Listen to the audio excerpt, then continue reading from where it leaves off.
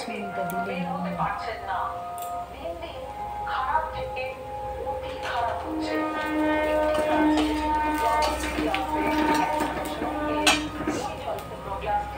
আপনার ঘরে দক্ষিণ পশ্চিম কোণে রেখে দিন।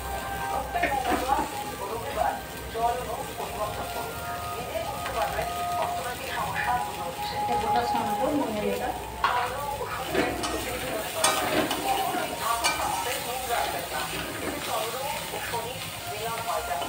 কিসের নুন রাখবেন?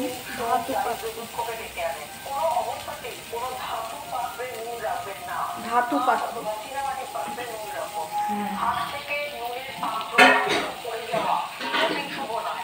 হাত থেকে নুন পড়লে চন্দ্র ও শুক্র উভয়কেই দুর্বল করে। হাত থেকে নুন পড়া দুর্ভাগ্যের লক্ষণ।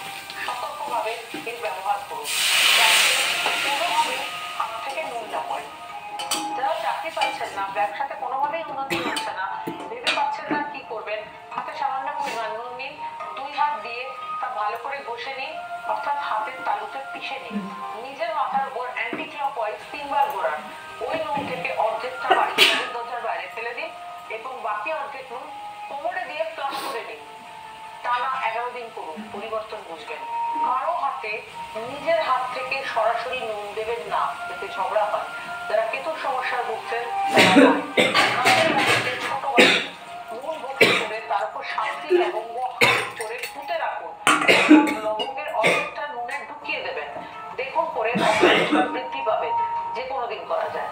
আপনি বিবাহিত, কারণে অকারণে স্বামী স্ত্রীর মধ্যে ঝগড়া হচ্ছে, যেটা স্বাভাবিকের চেয়েও বেশি হচ্ছে, তবে মাছের বাটিতে রেখে তা ঘটের নিচে রেখে দিন। যে কোনো রবিবার 3 সপ্তাহ পর পর তা পাল্টে দিন।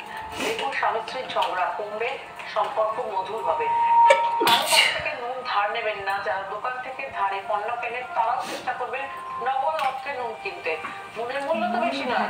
যদি কারো কাছ থেকে নুন ধার নেন বা ধারে নুন কেনেন, দেখবেন জীবনে লোনের পরিমাণ বৃদ্ধি পাচ্ছে, লোনের জালে জড়িয়ে পড়ছেন। বাড়ির বাচ্চারা যদি নজর লাগায় ভোগে, অকারণ অসুস্থতায় ভোগে, হঠাৎ করে কেঁদে ওঠে, খিটখিটে স্বভাবের হয়ে যায়, তবে ওই বাচ্চা স্নানের জলে 1 ফোঁটা মানে নামমাত্র নুন দিন। ওই জল রোদে দিয়ে হালকা গরম করে দিন। দেখুন না কেন ওই স্নানে কি পরিবর্তন পান। বিশ্ববিদ্যালয়ের বস্তুর তত্ত্বে বহুদূর প্রত্যেকটি উপাদান শাস্ত্রীয় বিধিসম্মত এবং আয়ুর্বেদিক ব্যাখ্যাও রয়েছে। যাদের মনে বিশ্বাস রয়েছে তারাই পালন করুন। কি উপকার পেলেন নিশ্চয়ই জানাবেন। ভালো থাকুন, ঈশ্বরের পথে থাকুন।